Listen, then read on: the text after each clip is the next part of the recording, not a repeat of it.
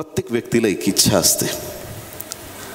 ज्यावेळेस आपण परमेश्वराच्या पवित्र परात्पर देवाच्या चरणाशी येतो, आज सकाळच्या सत्रात आपण ऐकलं, मनन केलं त्या गोष्टींवरती. अब्राहम पण देवाला म्हणतो की मला काय प्राप्त होणार, दावीद म्हणतो मला काय प्राप्त होणार, मोशे देवाला विचारतो मी कोण आहे हे सगळं करणारा, मग नंतर विचारतो तू कोण आहेस देवा.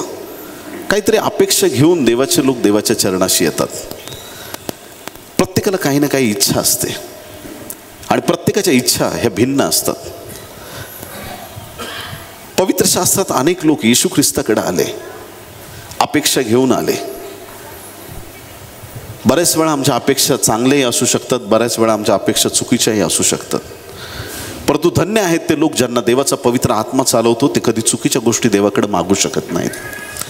कारण की पवित्र आत्मा आपल्याला प्रार्थना करायला शिकवतो आणि योग्य काय मागितलं पाहिजे देवाकडे आणि कसं मागावं हे पवित्र आत्मा आपल्याला स्पष्ट रीतीनं शिकवत असतो. बऱ्याच वेळा आमच्या इच्छा आम्ही इतरांना बोलून दाखवतो. काही मागण्या आम्ही आमच्यापेक्षा वरिष्ठांना सांगतो. लेकरं आहेत, त्यांच्या इच्छा आई वडिलांना सांगतात. ह्या वर्षी डॅडी मी जर पास झालो तर मला तुम्ही एक सायकल घेऊन द्या. लेकरं सांगतात, मुली सांगतात मला ही गरज आहे, मला द्या. लेकरं आपले हट्ट आई वडिलांना करतात. की तुम्ही तुमच्या आई वडिलांकडे एखादी गोष्ट मागता, कधी कधी त्यांना पूर्ण करता येत नाही. सगळेच आपल्या लेकरांचे हट्ट आई वडिलांना पूर्ण करता येत नाहीत. आई वडील नेहमी या प्रयत्नात असतात माझे लेकर कसे सुखी राहतील, त्यांच्या प्रत्येक गरजा त्यांच्या इच्छापेक्षा मला कशा पूर्ण करता येतील.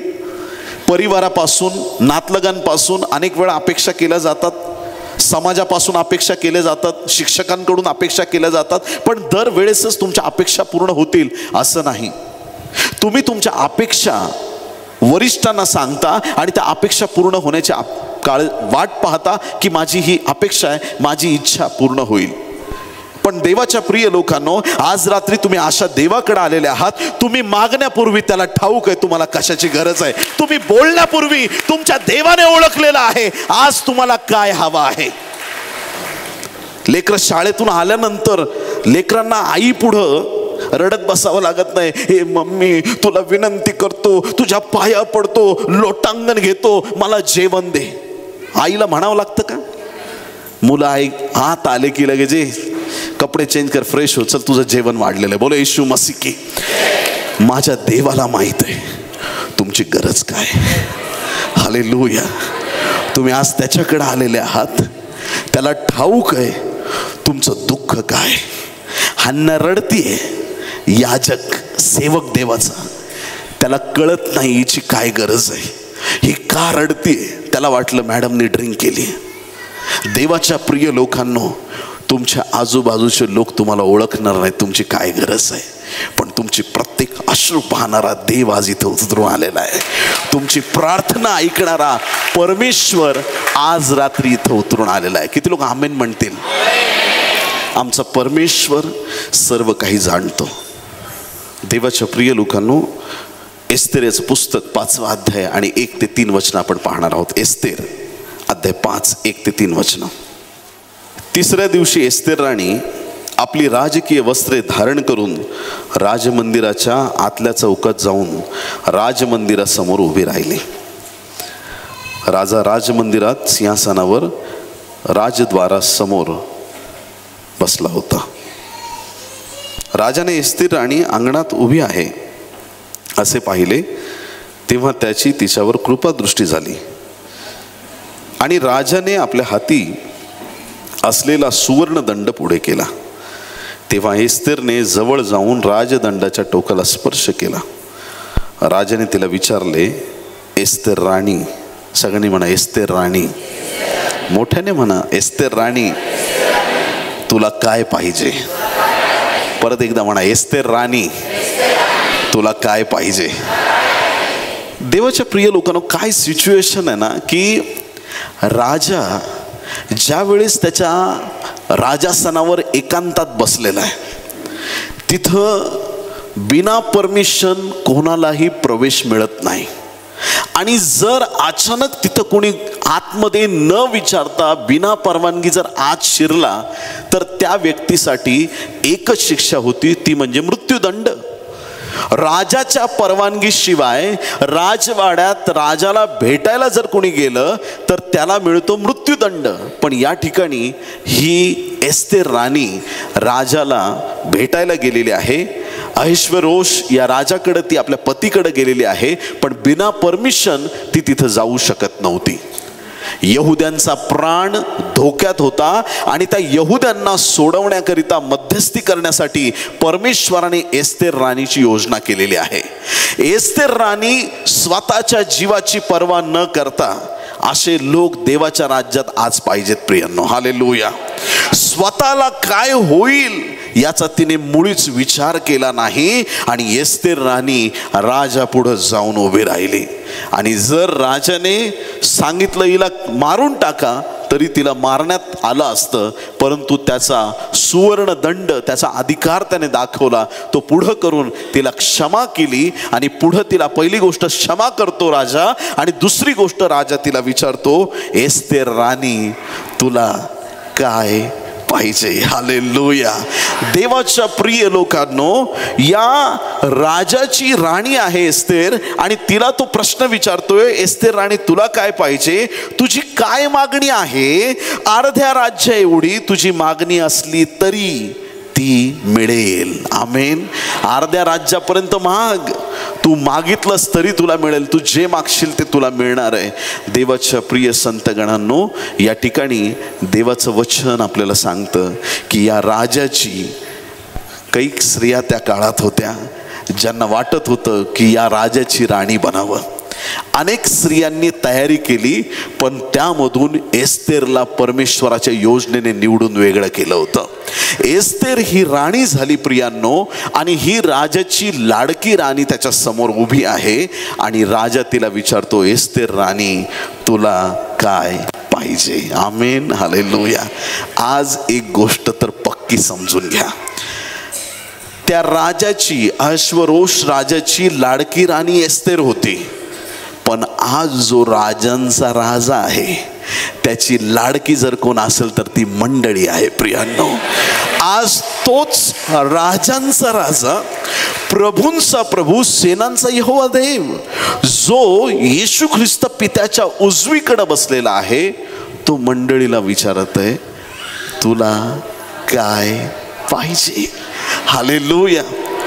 ह्या राजाची पॉवर थोडी कमी होती येशूपेक्षा. हालेलुया. सगळे राजे आहेत, येशू राजांचा राजा आहे.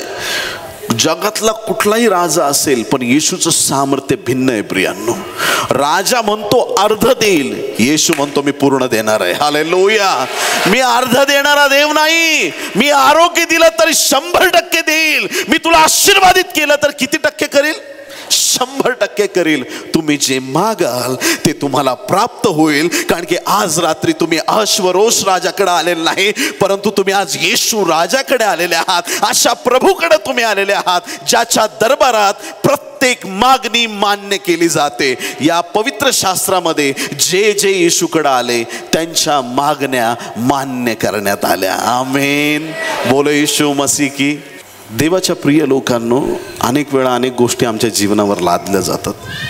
आमची परिस्थिती आमच्यावर गोष्टी लादत राहते.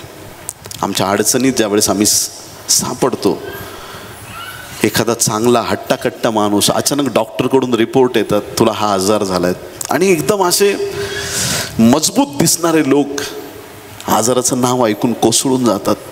काय होईल आता माझं, मी मरणार का? ती भीती, ते दडपण. अचानक परिवारावरती संकट येतात. काहीतरी बिझनेस वाढवण्याचा प्रयत्न केला जातो, कोणीतरी पैसे घेऊन फरार होतो. सडन फायनान्शियल लॉस, अचानक आलेला आजार, अचानक वर्षभर मेहनत केली आणि मला त्या परीक्षेत टॉप करायचं, टॉप सोडा, पासही होत नाही.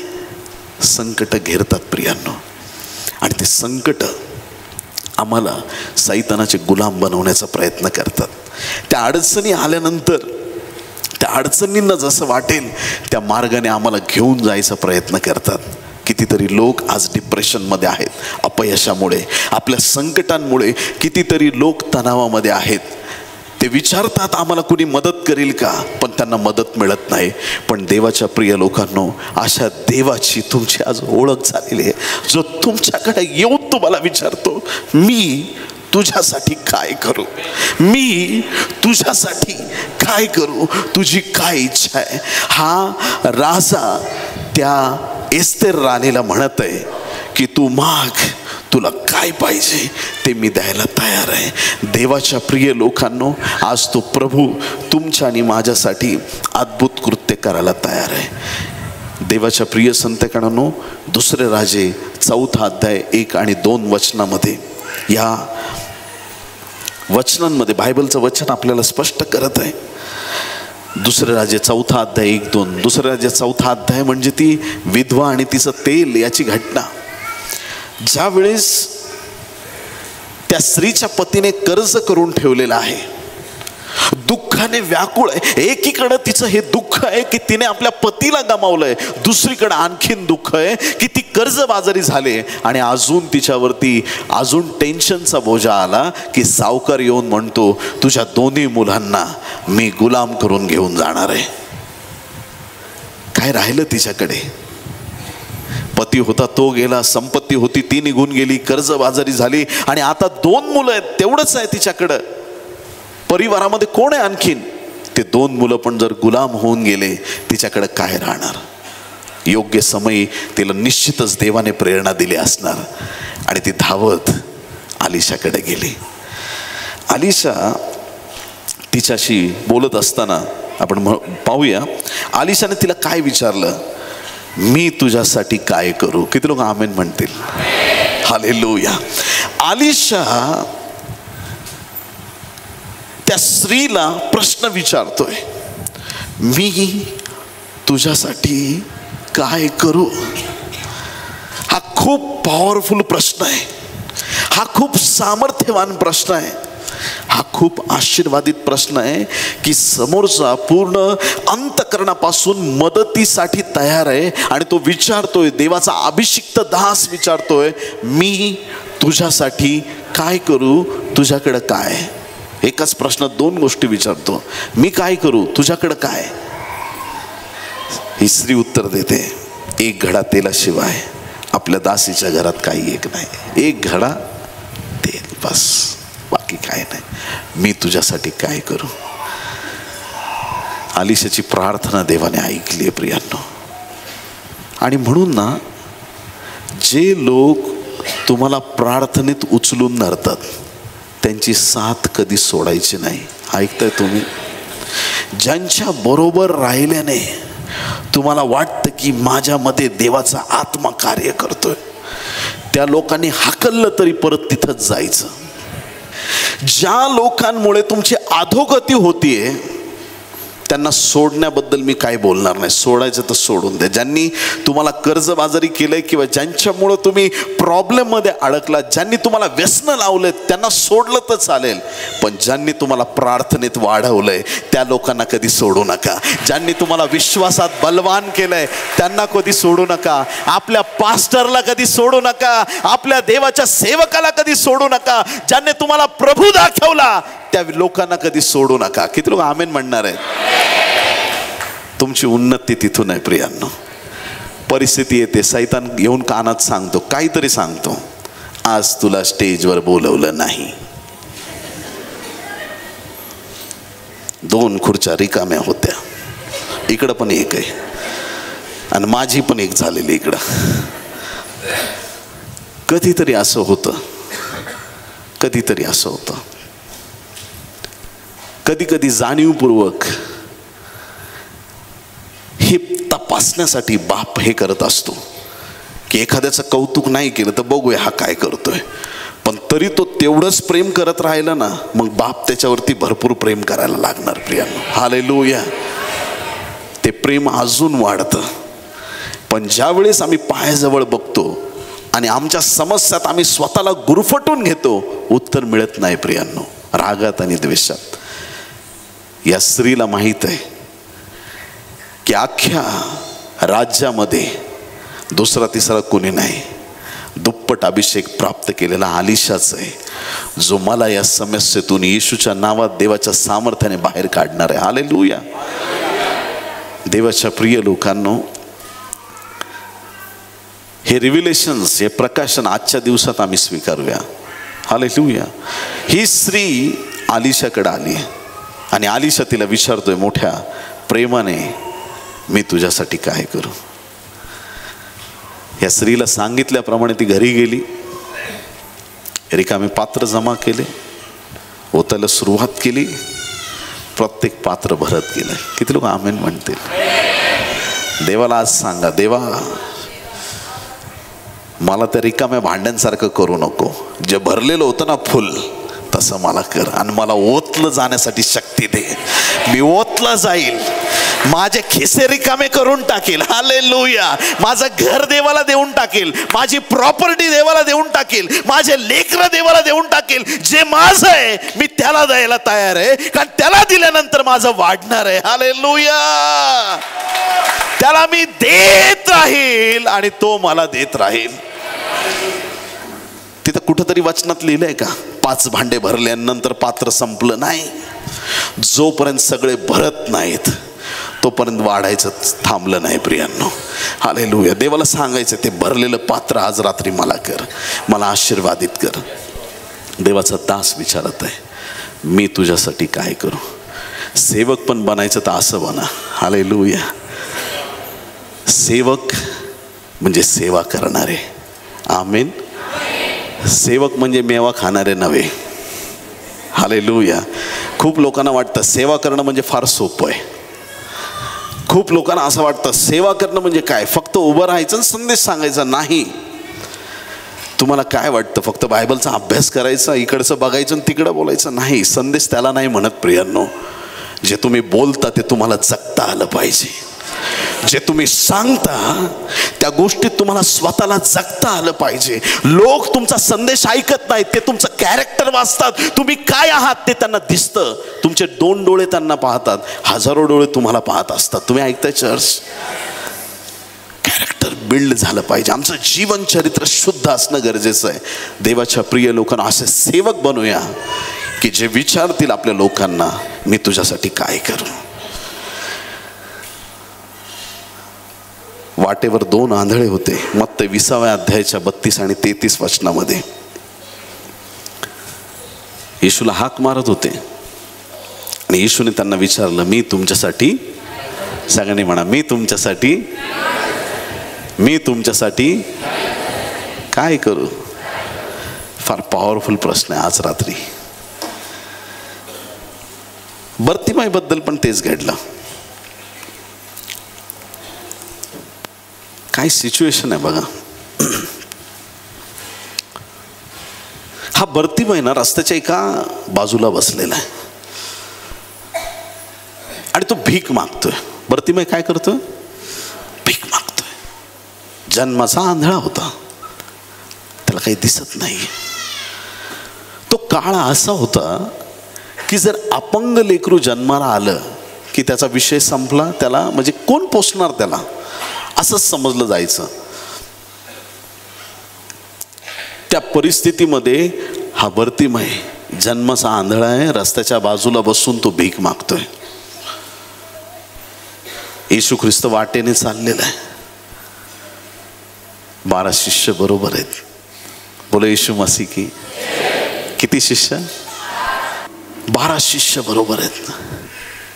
काही आणखीन लोक आहेत ज्यांना चमत्काराची गरज आहे, ते प्रभूच्या मागे चाललेत.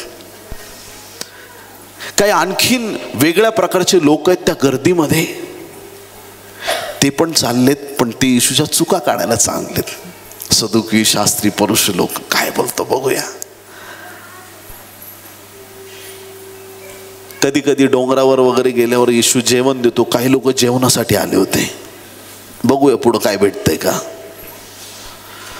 आणि शेवटचा प्रकार जो सगळ्यात भयंकर आहे, त्या प्रकारात कधीच बसू नका. सगळे चाललेत, आम्ही पण चाललो. कुठं चाललं माहीत नाही, चाललोय, जाऊ द्या, गर्दी आहे, चला.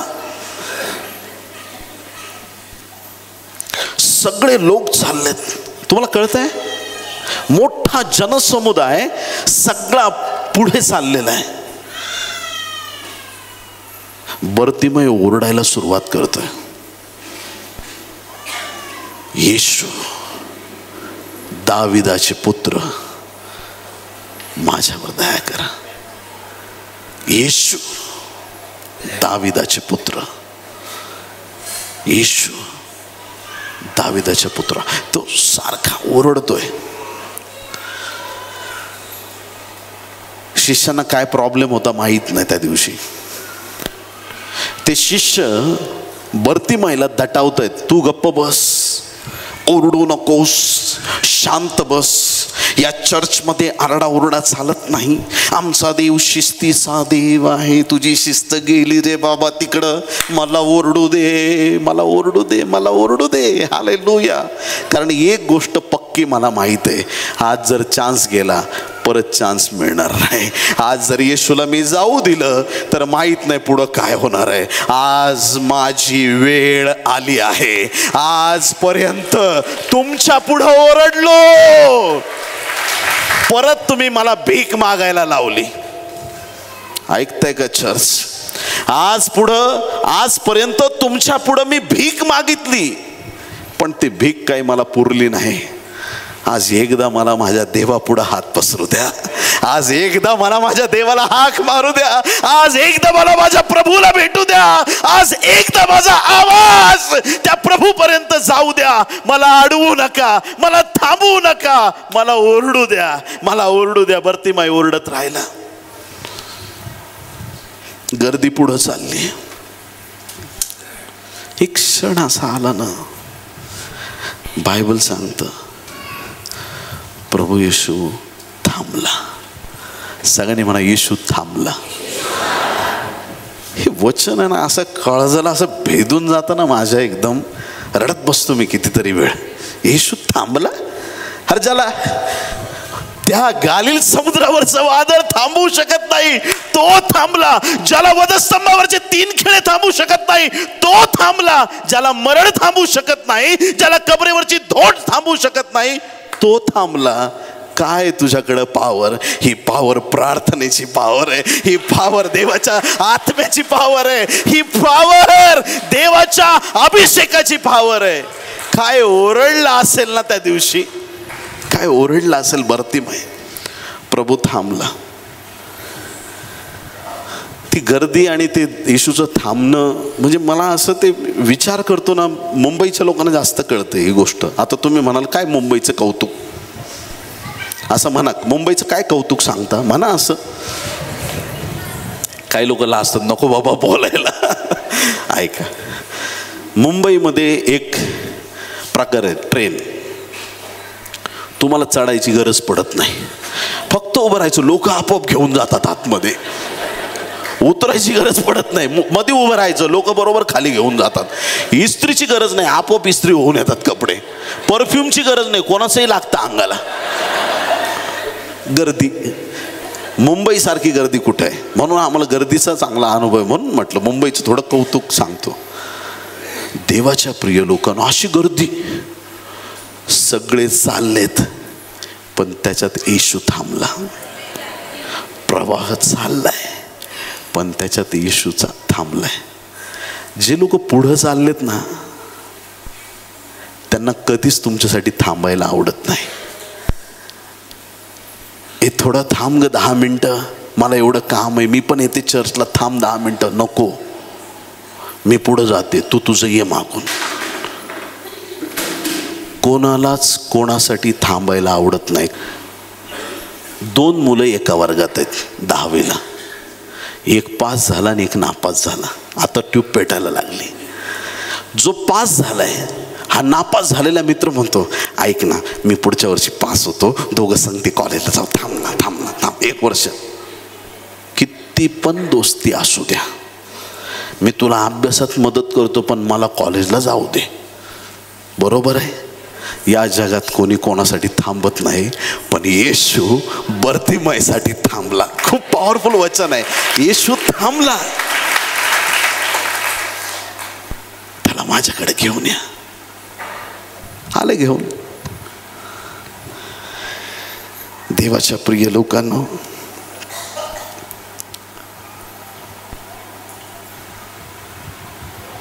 जे लोक त्या बर्तिमाईला एवढा वेळ बोलत होते ओरडू नकोस, बघा तीच गर्दी आजूबाजूची, ओरडू नको, शांत राहा, शांत राहा, शांत राहा. येशू थांबला त्याच्या आणि त्याला बोलले घेऊन या माझ्याकडे. येशू त्याच्या सगळी गर्दी त्याच्याकडे बघते. अरे येशूने स्पेशल माणसाला बोलवलंय. काय बोलल? मी तुझ्यासाठी काय करू?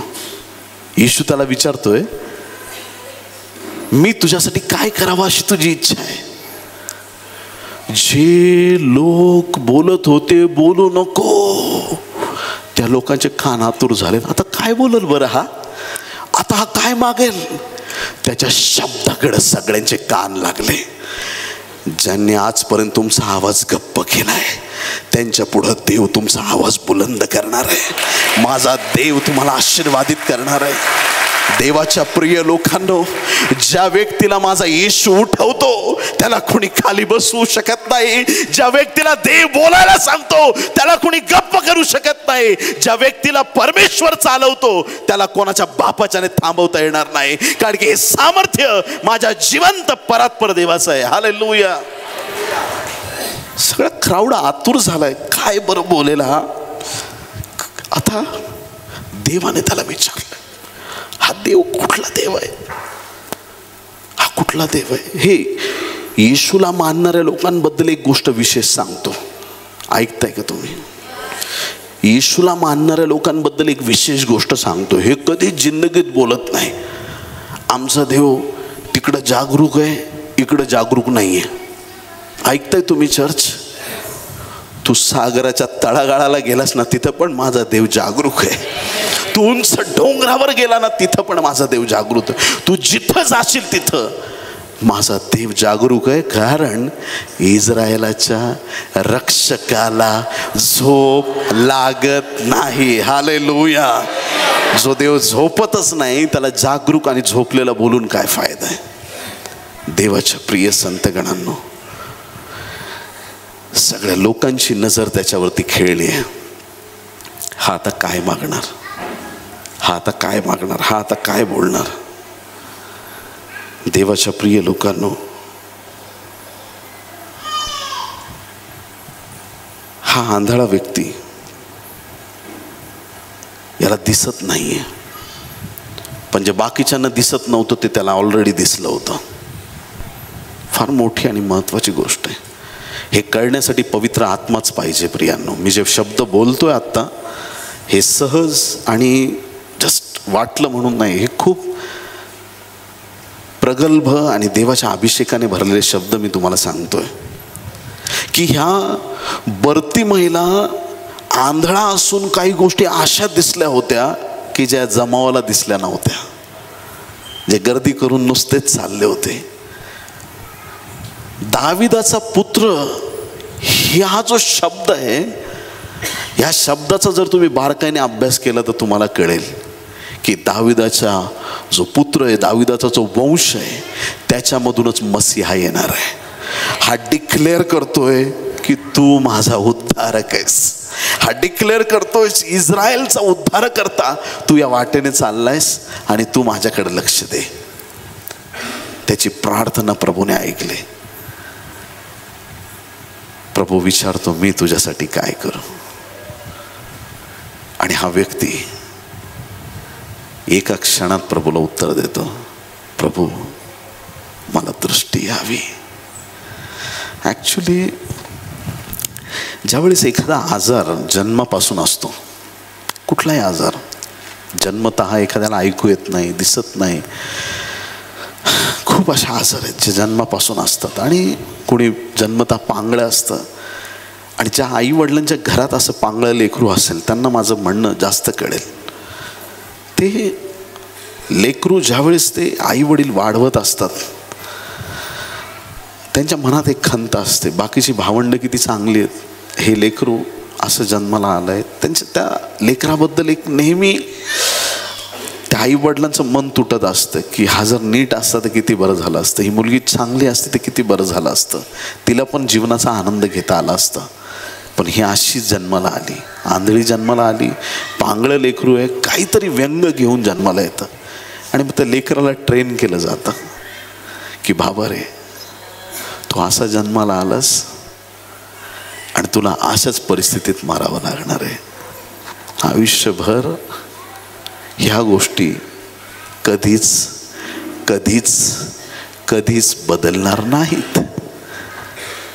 आणि कालांतराने त्या व्यंग स्थितीमध्ये त्या व्यक्तीला एवढं स्वतःला सामावून घ्यावं लागतं की दिनी प्रतिदिनी त्याला हे लक्षात ठेवावं लागतं की मी आंधळा जन्मलोय, मी आंधळा मरणार आहे, मी जसा जन्मलो मी तसा जाणार आहे. पण ज्या दिवशी येशू भेटतो, देवाच्या प्रिय लोकांनो, बर्तिमईची स्टोरी चेंज झाली प्रियांनो. हालेलुया.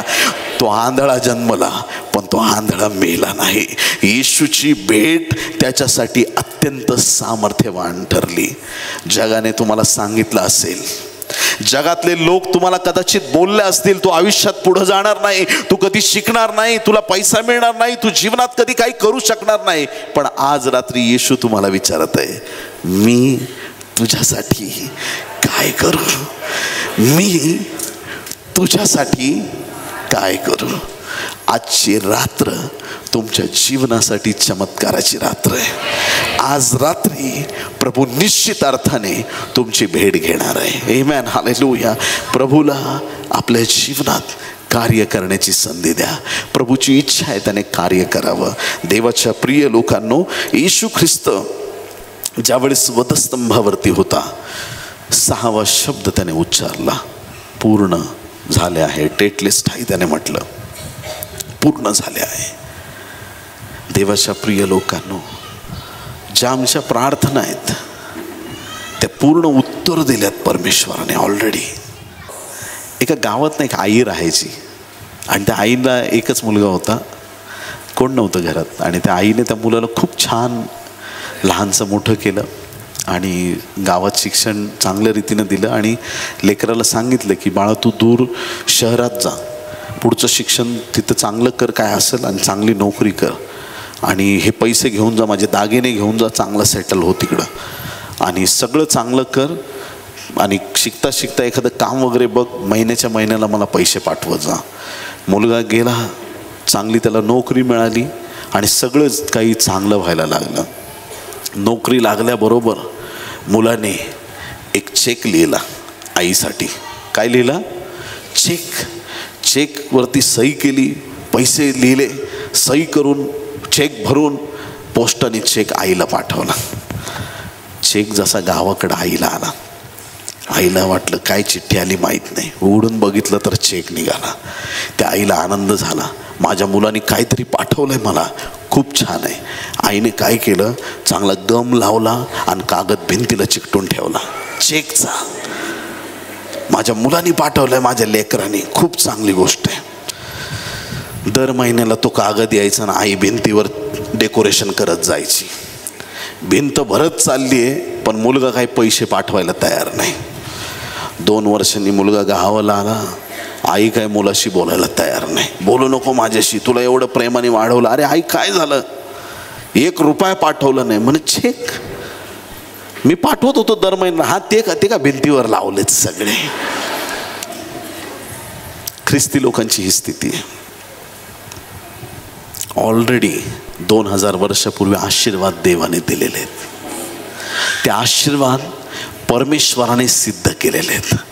आज फक्त आमची एकच जबाबदारी आहे, ते आशीर्वाद देवाकडून स्वीकारण्याची गरज आहे. हालेलुया. जे आशीर्वाद त्याने वधस्तंभावरती रिलीज केले आणि येशूने म्हटलं पूर्ण झाले. काय पूर्ण झाले? सगळी किंमत जी आमच्या पापाबद्दल मोजायची होती ती पूर्ण मोजून झाली प्रियांनो. आमचे सगळे शाप त्या वधस्तंभावरती संपले. आमचे रोग, आमच्या पीडा, आमची संकट येशूने सगळे संपवून टाकलेलं आहे. आणि देवाच्या प्रिय लोकांनो, तुमच्या आणि माझ्यासाठी येशू ख्रिस्त त्या वधस्तंभावरती मरण पावला. त्याने मृत्यूचा जी टेस्ट आहे त्याने ते बघितली. देवाच्या प्रिय संतगणांनो, येशूचं बलिदान व्यर्थ गेलेलं नाही. हालेलुया. 1 दिवस गेला, 2 दिवस गेले, 3ऱ्या दिवशी पहाटे येशू ख्रिस्त मरणातून विजयी झाला. हालेलुया. आज तुम्ही विश्वासाने म्हणू शकता, माझा देव जिवंत आहे, माझा प्रभू जिवंत आहे. काही वेळा मला संधी मिळाली इस्रायलला जाण्याची, आणि एक गोष्ट मी तिथं पाहिली. येशूच्या कबरेसारख्या 400 कबरं तिथे आहेत. किती कबरं आहेत तिथं? 399 कबरं बंद आहेत. एक कबर उघडी आहे, ती माझ्या प्रभूची.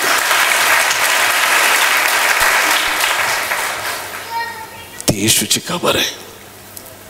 तो जिवंत आहे.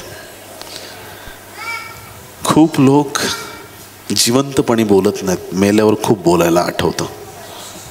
एखादा टपकला गर्दी जमा होते, आणि त्या मुर्द्याशी अशी चर्चा केली जाते म्हणजे गेल्या अनेक वर्षात म्हणजे एवढे शब्द वापरले नसतील. दादा उठ ना, बोल ना दादा, मी असं मी तसं, दादा बोल, तू तर मला फोन करायचा, मी तुझा फोन उचलला नाही, दादा बोल, दादा बोल. आता दादा कशाला बोलणार आहे? दादा गेला, आता स्विच ऑफ, बॅटरी लो झाली त्याची, गेले, ते संपलं, डेड, फिनिश. कशाला बोला? जिवंतपणी काही लोक आई वडिलांना सांभाळत नाहीत, मेल्यावर दिखाव्याचे खूप नाटकं करतात. नंतर बोलून काही फायदा नाही प्रियांनो. त्या मुर्द्याबरोबर किती पण बोललं, तो मुर्दा उत्तर देणार आहे का? बोलतात का? मुर्द्याला विचारलं, दादा ते घराचे कागदपत्र कुठं ठेवले दादा? अरे हा, ते सांगायचं राहिलं, ते अशा ठिकाणी ठेवलेले आहेत, आणि लगेच परत दादा गुडूप. आपल्या निंबळकला असं होतं का? गेला म्हणजे गेलेला माणूस तुम्हाला उत्तर देत नाही. येशू जिवंत आहे म्हणून तो विचारतोय, मी तुझ्यासाठी काय करावं? मी तुझ्यासाठी काय करावं? आज जर आपली प्रार्थना आपण प्रभू समोर सादर केली, आज जर आमच्या देवाला आम्ही आज प्रार्थनेमध्ये विचारलं की परमेश्वरा माझी ही इच्छा आहे, आज रात्री तो तुमची प्रत्येक इच्छा पूर्ण करणार आहे. आज तुमच्या प्रार्थनेचं तो तुम्हाला उत्तर देणार आहे. प्रार्थना एक अशी गोष्ट आहे जी आम्हाला परमेश्वराबरोबर जोडते. प्रार्थनेद्वारे आमच्या विनवण्या आम्ही देवाला सांगू शकतो, आणि त्या देवाकडे तुम्ही मागत आहात जो देव मरणातून जिंकलेला आहे, मरणातून विजयी झालेला आहे, तो पुनरुत्थित आहे, तो सामर्थ्यवान आहे. प्रियांनो, आज त्या प्रभूचा तुम्हाला प्रश्न आहे. हालेलुया. मी तुझ्यासाठी काय करू? मी तुझ्यासाठी काय करू? लोकांना असं वाटतं की आम्हाला खूप देवाला सांगण्याची गरज आहे, खूप मागावं लागेल. आणि मग स्पेशली म्हणजे जेव्हा काही लोक दुष्टात्मे काढतात, माहीत नाही, म्हणजे सकाळी स्टार्ट करतात आणि सकाळीच ठरवतात संध्याकाळपर्यंत गेलाच पाहिजे. हॅलो, काही असो, आता याला संध्याकाळपर्यंत आपणच काढूच, काही प्रॉब्लेम नाही. संध्याकाळ झाल्यावर दुष्टात्मा म्हणतो, तू जातो का मी जाऊ? एक काम कर, तूच जा. अविश्वासामुळे चमत्कार होत नाहीत प्रियांनो. देवाच्या प्रिय लोकांनो, जगातली अशी कुठली ताकद नाही, असं कुठलं सामर्थ्य नाही की जे येशू पुढे उभं राहू शकेल. येशूकडं अफाट आणि असीम सामर्थ्य आहे. आता काही लोकांना असं वाटतं की मी काय मागू त्या देवाकडं? आजच्या रात्री 50 आणि 100 मागू नका, बाहेर जाऊन बसा. ऐकताय तुम्ही चर्च? हालेलुया. काहीतरी नाही का, देवा मला वडापाव दे वगैरे असं मागू नका. ऐकताय तुम्ही चर्च? सगळे जागेत? मागायचंय तर माझा देव म्हणतो, राष्ट्र वतना दाखल माग, मी ते तुला देईन. मागायचे तर देश मागा, मागायचं तर अख्खा नगर जिल्हा मागा, माझा देव द्यायला तयार आहे. ते मागत असताना पवित्र आत्म्याचं मार्गदर्शन घ्या. देवाच्या प्रिय लोकांनो, तुम्ही काय मागता याच्यावर खूप गोष्टी निर्भर आहेत. आंधळा बर्तिमय त्या काळात कुणी केलं असेल त्याच्याशी लग्न? बेकारी होता. असं पण म्हणू शकत असलं असतं, प्रभू माझं लग्न व्हावं. अनेक पाळक वर्ग बसलेले आहेत, कुणीतरी लावावं.